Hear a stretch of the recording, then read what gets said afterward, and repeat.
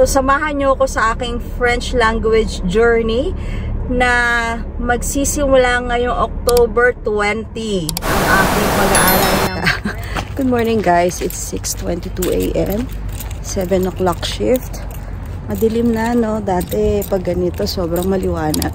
So kung hindi nyo ako nakikita, wala akong makeup. At nagmamadali ako kasi may inisikaso ako kagabi. Kaya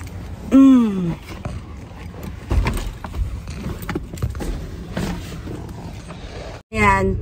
So, nagmamadali na tayo guys, going to work dahil sobrang maaga yung work natin. 7 AM at 6:24 na para hindi tayo malate. Kailangan umalis na tayo ngayon. Mag-uusap tayo mamaya guys. Meron akong break, split shift ko today. So, see you later!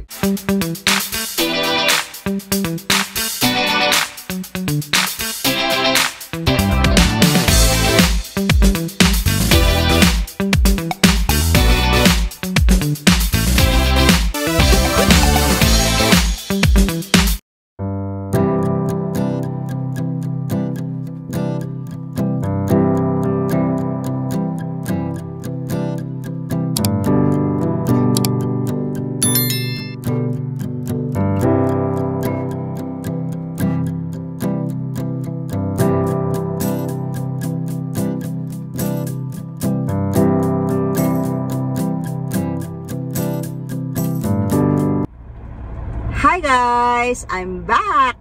So guys, kamusta naman ang lahat? Kamusta naman kayo? At kung saan man kayo ngayon, say hi. Comment down below kung saan kayong bansa nanonood. Wow, parang international talaga. Anyway, so maraming salamat pala sa mga nag-comment sa last vlog ko, especially kay JTV Canada Vlogs. Maraming salamat sa information na binigay mo na sila din ay nag-French language journey dito sa Canada. PR pathway to PR pathway nila is the French. At tinake niya ng 9 months ang kanyang pag-French. Yan. So, yun nga ang isa sa mga hot topic para sa atin ngayon guys. Yung French pathway or yung Francophone mobility program na yan. Other than alam natin guys na lately ang dami matataas na draws ngayon. Just yesterday yung education related jobs ay nagdraw ng about 1,000. Ang lowest score na CRS is 479. Tapos yung itong ang nasabi ko last time is the French pathway or any work na nakapasok sa na-qualify for the French pathway ay 4,500 ang na-draw na nabigyan ng invitation to apply for permanent residency. Tapos ngayon naman ay nag-draw ulit for the trades. So mataas din yung na-draw nila, nasa more than 1,000 din. Ayan, ibig sabihin guys, priority na talaga na dinodraw yung mga nandito sa Canada. So kung tayo ay nandito sa Canada, whether nakagraduate na tayo or still pursuing our education or basta nandito na tayo ngayon, in whatever situation we are, laban lang tayo guys kasi priority ng Canada lahat ng mga nandito sa loob ng Canada. At kung kayo naman po ay nagbabalak pumunta dito sa Canada, there's still a way. Just learn ano yung mas magandang way para makapasok. Ang importante lang talaga dito is makapasok. It doesn't matter what age po kayo. Importante pag nandito ka na rin kayo ay hanapan natin, ilaban natin yung pathway na kung saan tayo ay pwede. Ayan, so isa nga sa mga naisip ko ay ang pagkakaroon ng French language as my second language dito sa Canada para sa pag-boost ng aking CRS score. So, bakit ba kasi kailangan ko pang mag-French? Hindi pa ba ako nagsasawang mag-aral? Actually, nakakapagod guys. And nag-inquire na nga ako. May mga ads na pumapasok sa aking Facebook feed. Tapos may mga Facebook groups na mga Filipino French learners. So, pwede kayo mag-join dyan. And you can learn about yung mga experiences ng iba. They are very inspiring. Merong isang nag-share ng kanyang story doon na parang January 2024 ay nag-decide siya na mag-aral ng French para syempre sa PR.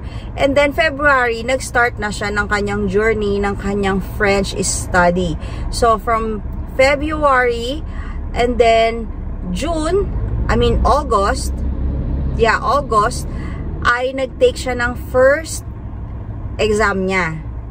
So, na-fail siya dun, guys. And then after 2 months, August, September, October, nag-exam ulit siya, guys. So, the same year, 2024. Nag-exam siya, October 2024, nag-fail na naman siya.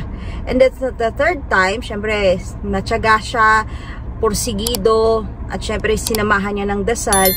December 2024, same year, ay nag-exam ulit siya. And guess what, guys?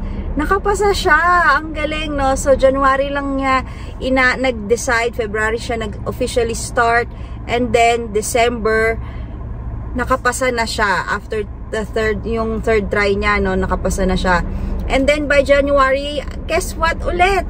Nagkaroon na siya ng invitation to apply. So, I think ito yung time na nagkaroon ng draw ang IRCC na 7,000 yung na-invite nila for PR na merong French language sa kanilang mga CRS. So, nagbo-boost. So, aside from having the IELTS or the CELPIP exam as English as first language, no? Yan, yung second language din natin dito is the French. So, magkakaroon tayo ng edge or parang mas magi-stand out yung ating application if we have that French language in our CRS. Tas magbo-boost pa siya. Ayan, so para sa inyo guys, sa tingin nyo ba ay willing ba kayo mag-take ng risk dito na mag-aral ng French? I think hindi naman siya ganun risk talaga. Mag-i-spend ka lang ng time. Well, syempre time is talagang important dito sa Canada. Katulad ng i-share ko sa inyo dahil nga nakakatanggap ako ng mga ads. Syempre dahil alam mo yung algorithm ng Facebook, pag alam nila ano yung sinesearch natin, lumalabas yung mga ads. So, lumalabas yung mga French na schools sa aking ads, sa aking timeline.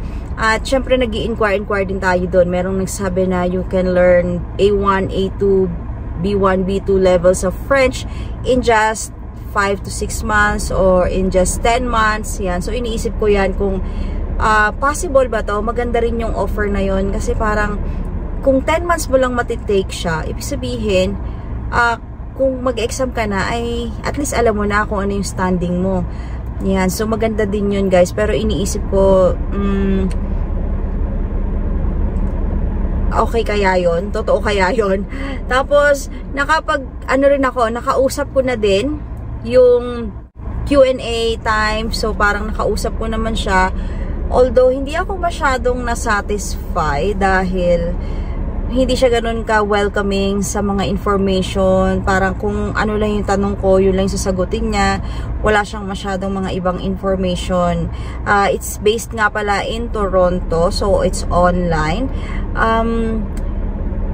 Ang ganda ng offer nila sa website nila. Tapos, yun nga lang iniisip ko baka yung magiging accent ko katulad ng accent nila. So, ibang lahi po sila. And, I think yung mga teachers din are also in that same din, yung lahi na yun. Tapos, teachers and the students, kasi yung mga reviews, ganun din. So, parang, iniisip ko tuloy, hindi ko tuloy sure kung ipagpapatuloy ko pa yung, inquiry ko sa kanila or yung kung reserve ba ako ng slot. So, on that same day, meron din akong isang appointment na ito naman ay galing sa Philippines. Yes, sa Philippines. So, shout out sa aking classmate from Northwest College na si Elaine. Happy birthday sa'yo, Elaine Mabutol. At siya nga pala ang nagsabi na nag-aaral din kasi siya ng French just for fun. Bata pa kasi si Elaine. So, anyway, birthday mo ngayon and hope you enjoy your day. So, eto nga guys, nabanggit niya kasi sa akin na nag-French nga siya at sa Philippines ito. So, inisip ko naman, okay kaya yon kung sa Philippines. Tapos okay din naman yung time nila dahil gabi dito, umaga sa kanila yung klase. So parang sakto lang din dito. At iniisip ko, parang madami silang students, tapos baka mas mahal. Parang mas mura pa din yung isa. Pero nung nakausap ko yung coordinator or administrator, yan, ay ang sarap niyang kausap. Siya yung nagbibigay lahat ng information sa akin, ano yung mangyayari, at isa siyang French. So French talaga siya, and tumira din siya dito sa Nova Scotia. Yung the way he talks to me, talagang binibigyan niya ako ng maraming information na kailangan ko. So hindi naman siya yung itsura na parang nag-hard selling, no? Pero he just gives yung right information that I need to know. Right then and there, after nun, ay nag-enroll na po ako ng French. So sisimulan ko na siya. Hindi ko alam kung makakayanan ko to dahil ang schedule ay intensive. So merong intensive, semi-intensive, tapos meron ding weekends. Ayan, so gusto ko talaga ng medyo mabilis. Parang hindi ko lang alam guys kung kakayanin ng oras ko, katawan ko. Syempre nandiyan si Celestia, kailangan niya ng time. Pero nababasa ko rin sa iba, syempre alam niyo yun, no pain, no gain. Kailangan natin ng mga konting sacrifice. Importante, katabi ko pa rin naman matulog si Celestia. Nakikita ko yung mga anak ko. Ayan, so kailangan lang tayo ng konting sacrifice guys for this. So, samahan nyo ako sa aking French language journey na magsisimula ngayong October 20 ang aking pag-aaral ng French. So, vous parlez français, hindi ko alam kung tama. But I studied French back in my college years. Yung pinakaunang college ko, 1996, 97. So, isang summer class lang yun. Pero, sobrang ano lang yon, sobrang basic, mga greetings, numbers, although meron ding sentence formation, basic conversation, pero syempre that was very long time ago. Mga comment ça va, how are you, bonjour, je m'appelle Jill, in can. Ayan, so tignan natin guys, nagbayad na ako for 1 month intensive class at 3 hours per day. So, 7 p.m. to 10 p.m. So, dahil Monday sa Philippines, Monday, Tuesday, Wednesday, 4 days a week. So, Monday, Tuesday, Wednesday, Thursday. Dito naman sa Canada ay mag-i-start tayo ng Sunday, Monday, Tuesday, Wednesday. So, that will be my regular 4 days schedule in a week. At sana ay makayanan ko dahil after work, minsan kasi may mga errands pa tayong ginagawa, although yung mga grocery namin ginagawa namin on the weekend. Pero like, meron kasi kami mga appointment sa isang daughter ko who is undergoing chiropractic, yung mga therapy sessions niya, kailangan ko siyang ihatid doon since wala naman si Chris dahil nasa Calgary nga siya. Tapos si Chris naman, minsan kung maaga yung uwi ko ng Monday, hinahatid ko siya sa terminal ng bus, and by Thursday, wala naman akong school na niyan, ay pwede ko siyang masundo ng Thursday. So, yun yung aking magiging future schedule. At I'm really looking forward and hoping to learn from this French language journey. Hindi lang hoping to learn guys, hoping na ito talaga yung magamit ko for our PR pathway. So kahit wala pa po kaming PGWP, sinisimulan na natin guys, kasi alam nyo naman, time is running out, because of our age, that we are hastening yung ganitong ginagawa natin, but also yung mga kids namin who, dahil meron akong 19 and 18, so hinahabol din natin yung age nila. Sayang din naman kung hindi pa sila maisama kung mag-a-apply na tayo ng PR. So looking ahead lang tayo guys, and we also hope and pray na whether dumating yung PR, I hope na whether dumating o hindi pa dumating ang ating PGWP, I still pray na maging positive to at hindi siya refusal guys. So ayan, dahil nga syempre DIY lang ating PGWP